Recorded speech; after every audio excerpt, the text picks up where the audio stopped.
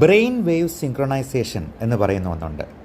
അതായത് നമ്മൾ ആരുടെ കൂടെയാണോ കൂടുതൽ സമയം ചെലവഴിക്കുന്നത്, ആരോടാണോ കൂടുതൽ സംസാരിക്കുന്നത്, അവരുടെ ബിഹേവിയേഴ്സ്, അവരുടെ മാനറിസംസ്, അവരുപയോഗിക്കുന്ന വാക്കുകൾ, അവരുടെ ചിന്താഗതി പോലും നമ്മളറിയാതെ നമ്മുടെ തന്നെ ഭാഗമായി മാറും. ഇപ്പോൾ നമ്മൾ തൃശ്ശൂർക്കാരുടെ കൂടെ സംസാരിക്കുമ്പോൾ തൃശ്ശൂർ ഭാഷ അറിയാതെ വരും. തിരുവനന്തപുരംകാരുടെ കൂടെയാണെങ്കിൽ ആ ഭാഷ വരും. കോട്ടയംകാരുടെ കൂടെയാണെങ്കിൽ ആ ഭാഷയും വരും. അപ്പോൾ ഇങ്ങനെയുള്ള കാര്യങ്ങൾ നമ്മൾ പോലും അറിയാതെ നമ്മുടെ ഭാഗമാകും എന്നുള്ളത് കൊണ്ട് നമ്മൾ ആരുടെ കൂടെ സറൗണ്ട് ചെയ്യുന്നു, ആരോട് അസോസിയേറ്റ് ചെയ്യുന്നു എന്നുള്ളത് നമ്മൾ പ്രത്യേകം ശ്രദ്ധിച്ചിരിക്കണം. അല്ലെങ്കിൽ അവരുടെ ഗോസിപ്പിംഗ്, അവരുടേതായിട്ടുള്ള ഡിപ്രസീവ് ബിഹേവിയർ ഒക്കെ നമ്മുടെ ഭാഗമാകും. നമ്മുടെ ഫീലിങ്സ്, നമ്മുടെ അംബീഷൻസ്, നമ്മൾ ഫീൽ സിക്കി ആകുന്നത് പോലും അവരുമായിട്ട് റിലേറ്റഡ് ആയിരിക്കും.